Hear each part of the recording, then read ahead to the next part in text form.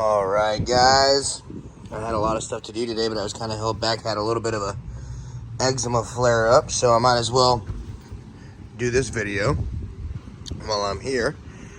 So I just wanted to do a quick walkthrough and tell you guys why I thought this is the cheapest pocket cruiser coastal cruising catamaran. This is my 1989 Gemini 3000. Her name is Catnip. I am the third owner. We are the third owner. A gentleman owned her for her whole life, and then another gentleman owned her only for a year, and then we got her. And in that year, he installed a new motor, some solar that I have since removed because we're updating, and a new dinghy, which is over here. I purchased a Mercury 2.5, had some issues with it, got a brand new one warranted. It came with an electric motor, but we had issues with that as well. That's for another video. So the 3000s normally have this black strip. We obviously have sanded that off a little bit, and we're gonna paint it. If you're watching this video to get some inspiration of like what to do, I don't have that on this video, but Captain Ken on the Crooked Anchor could give you all that. So I'm gonna start up here at the bow. So what you got here is some pretty big non-skid pad areas that we've kind of ground down, and we're getting ready to paint her. That's a motor holder for the dinghy. Here's our anchor locker. There's a bunch of stuff in there I won't show you. And then this is another locker. It's big and pretty open. I can't open that, or I would show you that one. It's pretty difficult with that line that goes across holding her in. 4 hatches on the deck next to the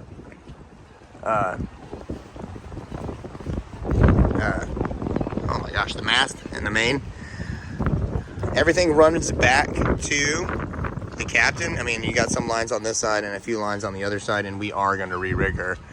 The reason why we like her so much is because she drafts in 18 inches of water, which is crazy. You know, we can go anywhere up in the Laguna Madre Bay. We live in South Padre Island, which there's a huge bay, and it's about 100 miles long, and it's about 4 feet on average. So I mean, this little girthy girl can go anywhere.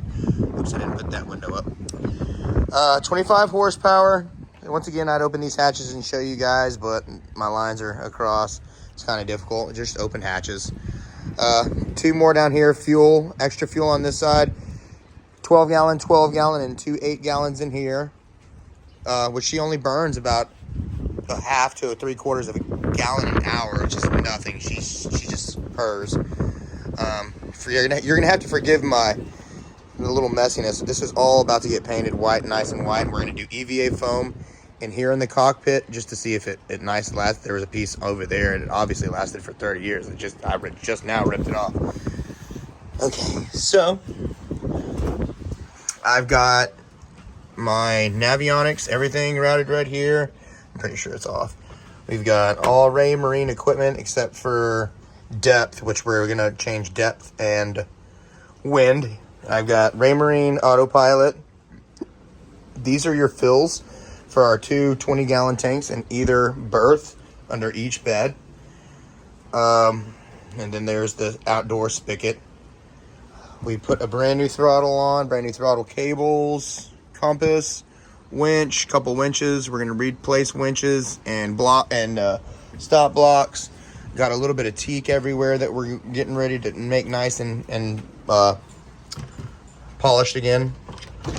Ooh, I thought everything looked pretty. There's the sail bag that should be on there, and my hat from yesterday. Oh, and the generator, and I thought it was all nice and clean. But this is where the AC is going to go. We're going to get a cover for that. The AC will exhaust out here, out to the helm. The AC and the moisture as well will drop out of there. That's just there because it used to leak in here because of the old AC. So I've got to take that off and unglue it. We're going to do something different with the switch panels. I don't know if I'm going to do a whole new a whole new, brand new set, just because it's just as expensive to replace all these fuses than it is to just buy an all new, brand new stuff. Anyways, VHF, excuse me. West Marine speakers in both, 2 in here, 1 in the bedroom and 1 in the head. Let's go down here first and move my sandals out of the way, my sandies. I'm gonna put a mini fridge right here and an induction cooktop right here. Here is 1 berth, good size. You've got plenty of 2 plugs is plenty to oh my goodness, 2 plugs is plenty to recharge. That's gonna get covered. We're gonna put a deal so you can hang your clothes in here. This is the galley. So this is the kitchen. This is what raises and lowers our center boards if we have to do that. We got a pretty big closet in here for storage, and then there's sliding storage under each side and that side up there. So there's plenty of closet space. That's not the prettiest, so we're gonna change that. Those are all the covers for our hatches. This is the queen bedroom. We just got her all nice and clean. This is the front view of the boat. It's probably the best view in the house. This is where I sat all the way from Florida back to Texas, man. And I love sitting in here just chilling. Well, honestly, I'd sit out there as much as possible. If it was cold, like when it was cold all through Louisiana and stuff, I sat in here. Got access to the head, a little fan. We're replacing these with all 4 different fans. We'll get all those together. This is the facing out. Here's more storage like it is in our bedroom for pantry. This is pantry storage. Going back, and it accesses to the hatches with foot pops. I gotta put that back up there. That fell off. And then the old, like I told you, the old AC was leaking, so I've got to replace that piece of wood. But I'm planning on putting a step in here that raises, so you can put a little bit more storage down there too, like a little spot for shoes or whatever you need storage for. But I'm gonna have to replace that anyways, so might as well make my little step. This as well, we're gonna make it to where this goes as a full sit around settee, so we'll probably end up removing that piece and make it to where this is a full U-shaped settee. Very nice, and gives it a little bit more space. You'll have to excuse my wiring right now. That's the door. Here's the door for my wiring. Here's the other berth. And the reason I say, sorry, let's go ahead. This is my crazy electric. We're going to get a snap cover for all this as well. That's what I was saying that is. That used to only cover the old original. This is all the new stuff for solar, etc. And the AC to DC charger, and then all my new Ray Marine stuff. I just gotta make it all look a little bit prettier. Put this on a flame retardant. This is all gonna come out because I gotta put it on a flame retardant board anyways. So that's all getting pulled out and redone. And this is the other side. This is where I keep all my tools. So this is my little tool cabinet. This will be for more tools, but we're just cleaning everything out for now. This is my nav desk, so I'll have all my navigation books and everything in here. Some more storage. This will be the wet head. So we're still adding a marine head, and then another piece of wood goes down there to finish it up. We're adding a marine head to it, and then the holding tank goes back there. And this is your shower slash, because the water just fills in there, and that's what that wire is for. It's just a little clip for the bilge. There's a little bilge down there, and it sends that water right up back out there. So yeah, the reason why I call this the most affordable cruiser, guys. Oh yeah, and then I gotta here's my screen for all my electric. So the reason why I think this is the most affordable pocket cruiser, just because, I mean, you can get my model anywhere from $10,000 to $60,000 from any of the 89 to 2000 Geminis. You should be able to accomplish that pretty easily.